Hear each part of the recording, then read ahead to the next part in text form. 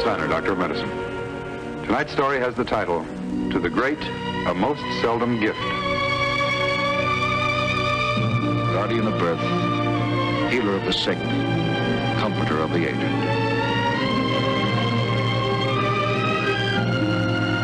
And the qualities of the worthy physician are three: the eye of an eagle, the heart of a lion, the hand of a woman.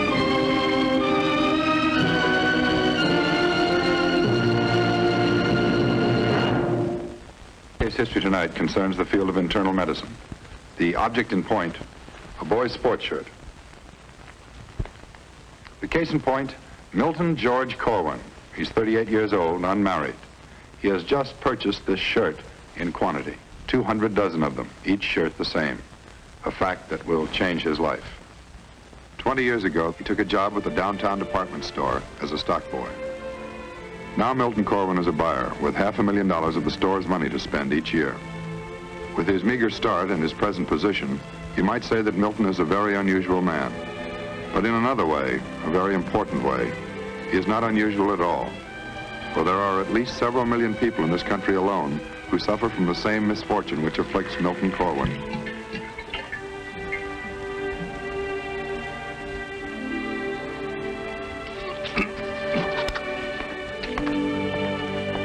Good morning, Mr. Corwin. Everything look all right? Let's get those Tommy Tucker suits up out of the stockroom. You're short in 4s and 6s. Right. Anything else? Be sure that everyone on the floor has seen the ad. The advertising department has sent some proof sheets up. I'll see to it that everybody... Well, another thing, this reduced stuff, get rid of it today. I don't care if you have to mark it down to 0 and take it home with you. We've got 100 dozen small fry wash sets coming in. We need the space. I'll remark it and give you the list. Oh, and those socks. I trust you, Art. Just go ahead and do it. All right, give me half in 2 weeks, the other half in 4. Otherwise, we'll have to cancel out.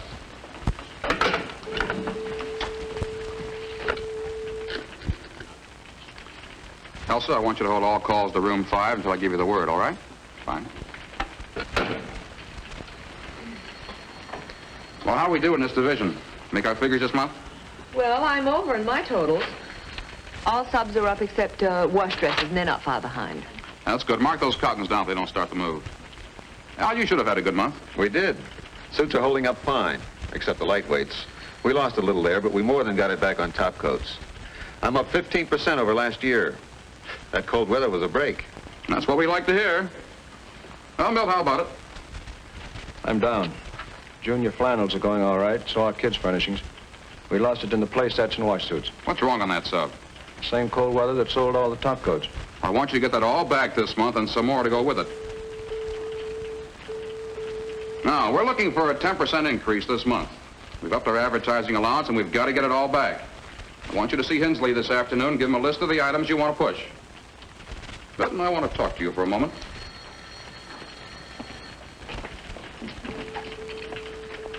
Now, look, it's no secret around here that we're looking for another merchandise manager. I know. Sheldon left last month, and I can't do his job and mine, too. Now, you're the senior buyer in this division. I'd like to see you get the job. But I can't push your appointment if you're not making your figures. I can't sell play suits during a storm, Walter. Then sell raincoats, man. We'd ordered for good weather. The merchandiser's already down in the Now, stock. look, I'm not going to argue every item with you, Milton. I'm simply telling you this. If you expect to hold an executive position, you've got to learn to see the overall picture. I hope you're big enough for the job.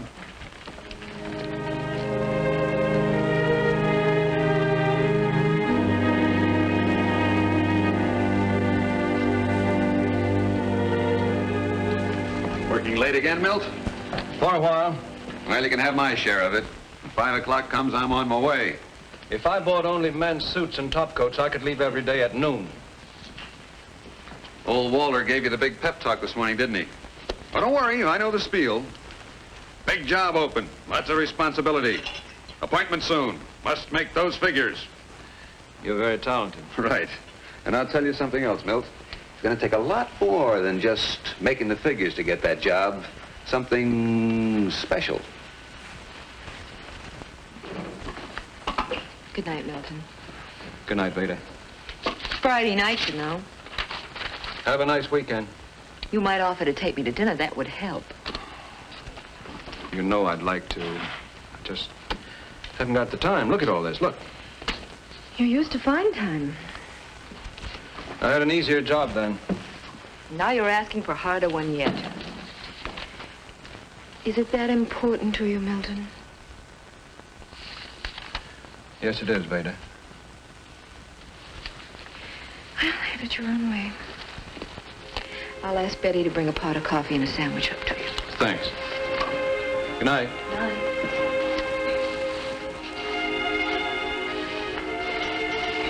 Carl, why don't you take that? What for? I've kept you here late several nights now lately. No, Mr. Corwin, you don't have to do that. You buy something for your little girl with it, huh? Good night, Carl. Good night, sir.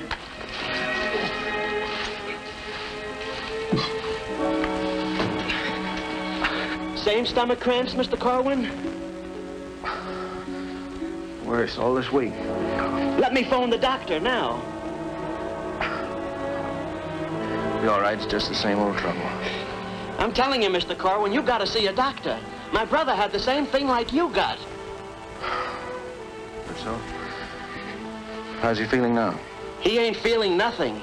He's dead. And you say the pain is much more severe recently. Are you under any strain right now? I suppose you might say so. I'm in line for a good promotion. Do you smoke a great deal? A couple of packs a day, I guess. Would you say that you had a satisfactory social life? No, not especially. I'm entertained a certain amount by manufacturers and wholesalers, but that's hardly entertainment. As an offhand observation, Mr. Corwin, it seems your job is very important to you. It certainly is.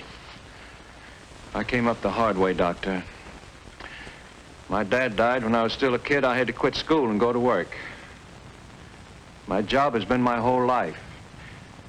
Now I've got the biggest chance I've ever had. I don't know if you can understand that. I think I do. A lot of doctors came up the hard way.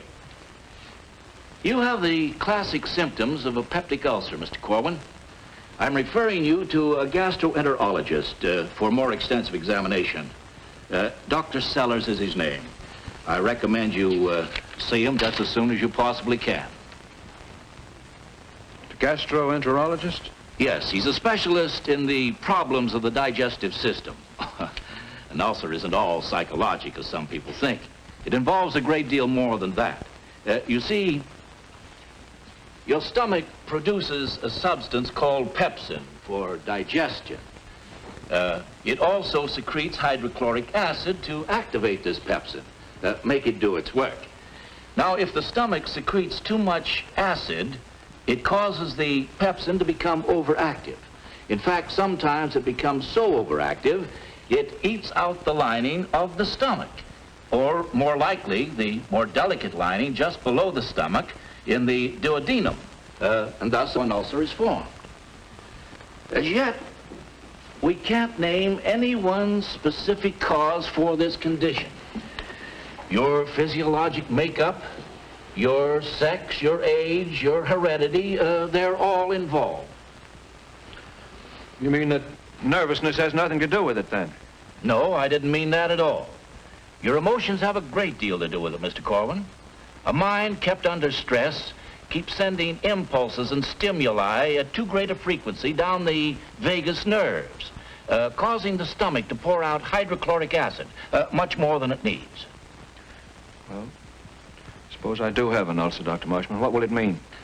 Well, it'll probably mean you'll have to go on to a special diet, ease things up generally, do everything you can to eliminate mental stress and tension as much as possible. That's impossible, Doctor. That's part of my job. I can't ease up. Well, your condition's going to get worse. It has to, it has to. I'll just have to nurse the thing along. Anyway, a lot of people have ulcers, are still living.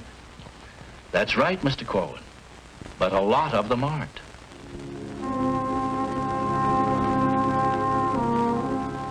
For his visit to Dr. Marshman, the patient presented himself at the offices of William Sellers, M.D., a gastroenterologist, where he underwent a series of special examinations.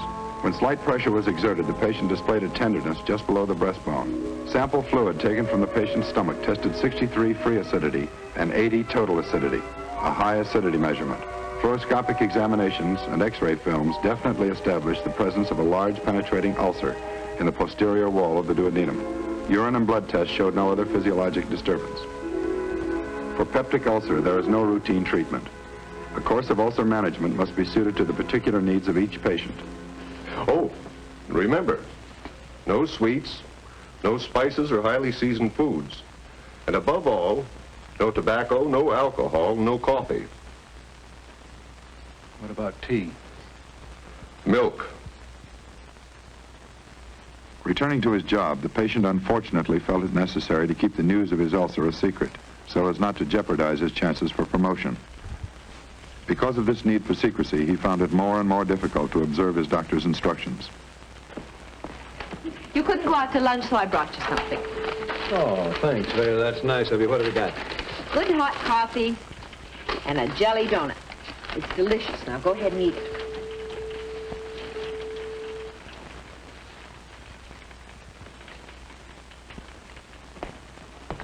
Morning, Art. How are things in the department? Oh, fine, Mr. Corwin, just fine.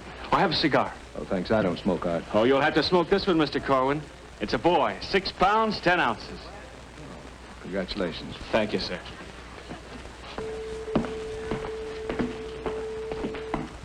What do you say we drop down to Sam's for some of his special pizza, you know, with the peppers and the garlic sauce?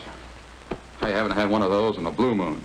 But in spite of the many trials and temptations to which he was subjected, Milton Corwin kept his secret and kept his diet. He experienced a slight remission of symptoms, but the continual strain he was under prevented any thorough healing of his ulcer. The vital promotion still hung in the balance. You bought this shirt, Milton? Yes, I bought it. Just how many did you buy, if you don't mind telling me? 200 dozen. 200 dozen. You fool! I got a very good price on those shirts, Walter. A good price? You should get a good price. This is a sound item. Good grade of combed cotton. This shirt is dead, Milton. The collar style is dead. The color is dead. The whole shirt is dead. You know why you got a good price, Milton? That's distressed merchandise. This shirt was offered on the market 3 years ago. It's been stuck in a warehouse ever since. Every other boys' buyer in town turned down this shirt 3 years ago. I wasn't buying the boys' department 3 years ago. And you shouldn't be now. Haven't you seen the kid lately? Don't you know what they wear? They wear Italian-style collars, bright colors, crazy pastels. No self-respecting kid will be caught dead in a shirt. 200 dozen.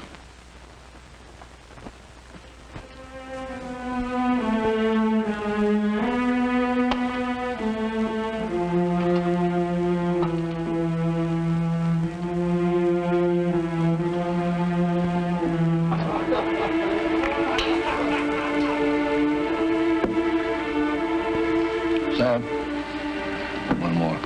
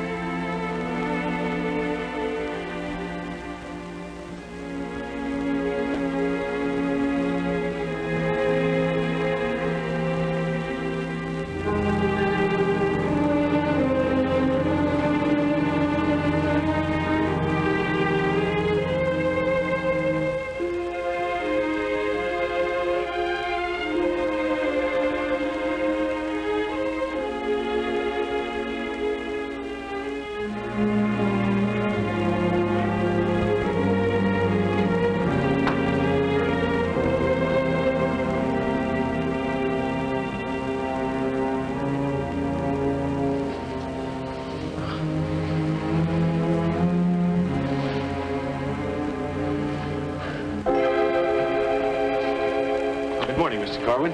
Something important today, Art. The hot item we've got to push. Something really good. Now, this is a good shirt. We've got a good price on it. The collar may not be the very latest. You fool! You fool! You fool! Takes more than just making the figures to get that job something special. Takes more than just making the figures to get that job something special. It's Friday night, you know. It's Friday night, you know. It's Friday night, you know. Special. It's Friday night, you know. Something special. Something special. Bill, 200 dozen. 200 dozen. 200 dozen. 200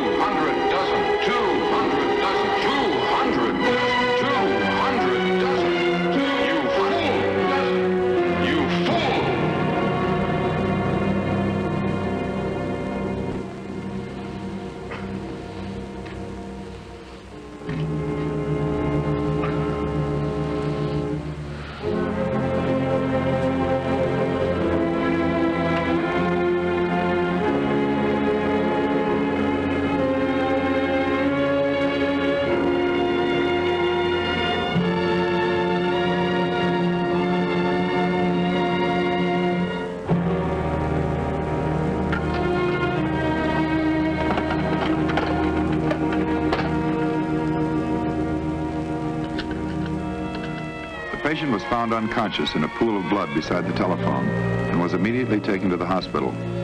Dr. Sellers immediately called a qualified surgeon to work with him in determining whether medical or surgical treatment would be indicated. In spite of 4 transfusions, the patient's hemoglobin had dropped to 40%, and it became apparent that the ulcer was hemorrhaging to the extent that he was losing blood faster than it could be replaced. In a case such as this, the surgical procedure usually indicated is known as a subtotal gastrectomy. The abdomen is opened, and about 2/3 of the stomach, together with a part of the duodenum just beyond it, is removed.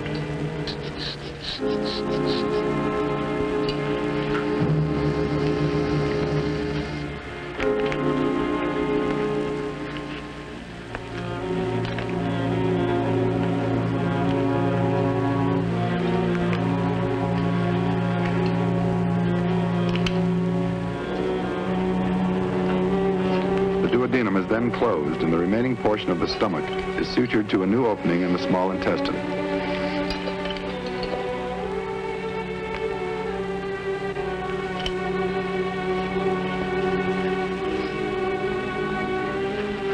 The purpose of removing such a large portion of the stomach is to help prevent the formation of a new ulcer. By reducing the total acid secretion in this manner, the surgeon enables the patient to maintain better control of his gastric acidity.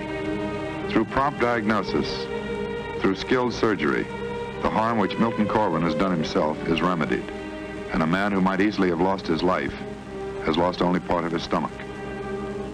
For 3 to 5 days following the operation, the gastric tube is retained to keep the stomach empty while the suture line heals. The patient is given intravenous fluids and, if necessary, further blood transfusions. Then gradually the patient is allowed to take liquids and bland, non-irritating foods. When a patient has had a portion of his stomach removed, the stomach must be nursed along with small feedings until it adapts itself. Eventually, the stomach becomes a little larger and the person can eat a relatively normal meal. There are thousands of people who have had 1/2 to 2/3 of their stomach removed and who still lead a normal existence. The basic problem, however, is that the conditions which prevailed before the operation and which led to the production of the ulcer are still there. Nice of you to drop by, Doc. Thanks a lot. Not at all. Doctor never lose interest in his patient just because he recommended to a specialist. So you're getting out tomorrow. I suppose you have your new diet all memorized? Yeah, it's a pretty dull one. Don't let that disturb you. As you get better, the diet will get better. Oh, by the way, I almost forgot. Here's a letter for you. It was at the desk as I came by. Thanks.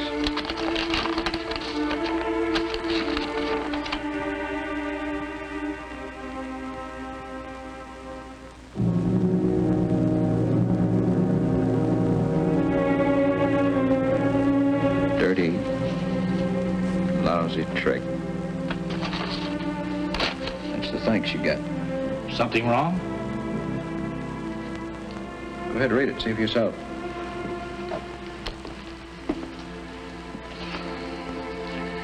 The board of directors is pleased to announce the appointment of Mr. Al Monroe, formerly buyer of men's suits and topcoats, to the position of merchandise manager of Division 3. That's the job that I should have had. For 20 years I've been aiming at it. What do I get? An ulcer and a lousy form letter. Did you read the postscript here? Dear Milt, we're all waiting and hoping for your quick recovery. Whenever you're ready, we'll be glad to have you back at the store. It's signed, Walter Bromberg. Yeah. I bet he'll be glad to see me back. You had quite a few people from the store come out to see you. You refused to see any one of them. Will you tell me why? I was sick. I didn't feel like seeing anyone. It's a lie, isn't it? You know why I didn't want to see anyone. Ashamed of myself. Mr. Corwin, an ulcer is nothing to be ashamed of. It is to me. It's not just the ulcer. It's what it stands for. It's just one more sign. It proves what I've been fighting all my life. I'm strictly second-rate, Doctor. I'm not executive material. I never will be. I'm a buyer. Just an everyday, good, competent buyer. Is that so bad? All my life, I wanted to be a great success. The time I was a stock boy, I worked and studied. Not just worked at the business, but at myself. I made myself tough. I knew I wasn't well liked. I didn't care. I was going someplace. I was going to the top. I made myself tough. I put on a cast-on front to keep myself that way. Somehow, finally cracked. Wore out. 20 years. 20 long years. Now what? Mr. Corwin, maybe now is the time for you to learn that there are some things much more important than success. Like what, for instance? I'm afraid that's something you'll have to find out for yourself.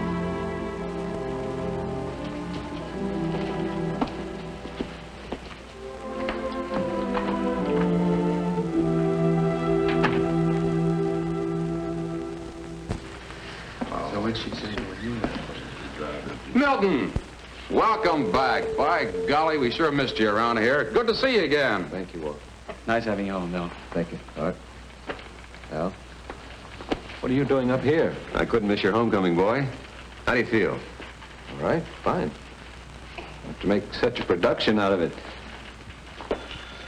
What's all this? Well, it's nothing much. The people on the floor wanted to give you a little something. Everybody chipped in. Very nice. Thank them for me when you go back down. Oh, Art's not on the floor anymore, Milton. We've got a new department manager. Oh? Art's your new assistant. Be working here at Al's old desk. What's the matter, Walter? You afraid I can't carry the load anymore? Oh, of course not. You know, while you were gone, I realized that two men couldn't do the work you were doing. You had too many separate items, too much detail work in that department. No other buyer in the store carried a load like that. I don't know why you didn't scream about it a long time ago. I built the volume in that department. It was up to me to carry it. Now, look, Milt, you don't have to give us that tough businessman routine. It was a great act, boy. Why, you were the man of iron, a business machine. You fooled everybody. Did I? You should have heard everybody when the news came out that you had an ulcer. They couldn't believe it. I mean, the idea that you were as human as the next man. It floored them. You know, you have a pretty tough reputation around here. Ah, that's all history now, Milt. It's all over. You remember the gang now, a full-fledged member. Let's go, boys, at my office, and we'll discuss last month's figures.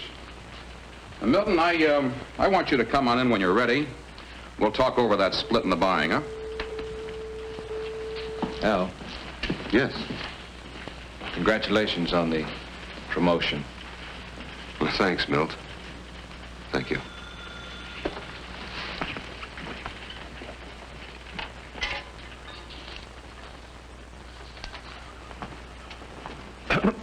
What are you going to do, work all night? I must have caught it from you. Not lately, you didn't. How about dinner? I think that would be very nice, Mr. Corwin. And do you think we have time? I think we could always find the time.